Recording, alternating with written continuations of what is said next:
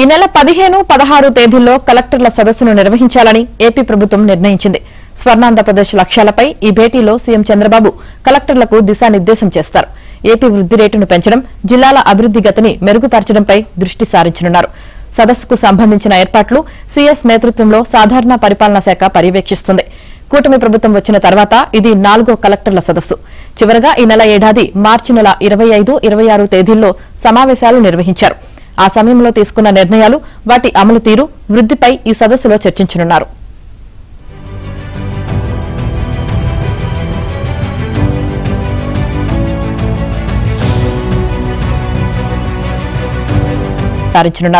సదస్సుకు సంబంధించిన ఏర్పాట్లు సీఎస్ నేతృత్వంలో సాధారణ పరిపాలనా శాఖ పర్యవేక్షిస్తుంది.